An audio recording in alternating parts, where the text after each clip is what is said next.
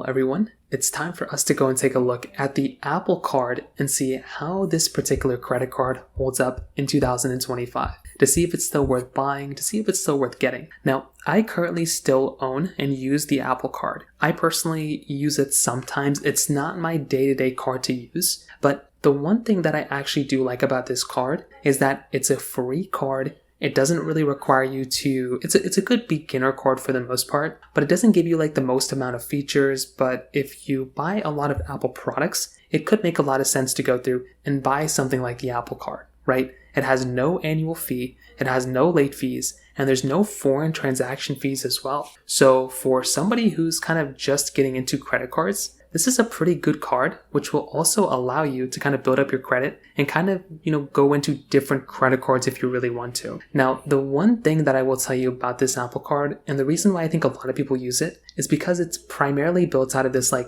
metal card, right? It's this metal, frame, which feels really good in the hand. It feels like $1,000 card that you pay like $600 to $1,000 for. It's a titanium card, and that is actually something that's really awesome to have. So if you're trying to go through and get like kind of an expensive feeling card, this is a really, really good option that honestly does kind of stand out. Now, one other thing to keep in mind here is that there are also like daily cash rewards to have with this type of card. So it has like a rewards program kind of built in. So you get 3% daily cash on purchases from Apple, so if you're going through and buying your, iPhone or a Mac, you get 3% back on that, basically. And even with some other certain, vendors like Uber Eats and Walgreens, you also get the same thing.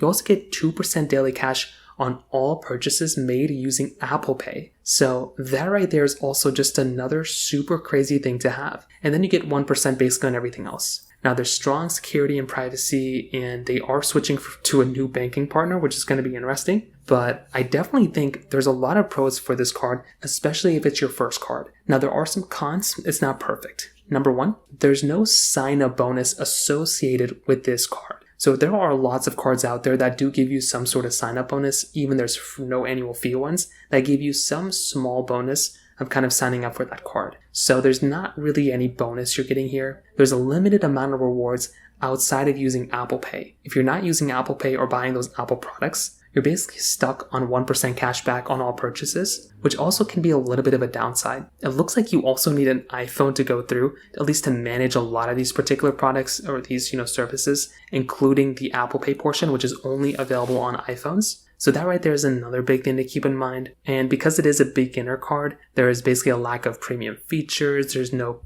crazy, credit limits on this. There's just basic level ones. So I would tell you, if you're in the market, the Apple Card for a lot of people is probably still worth getting. I think it's a really nice card, especially for a beginner.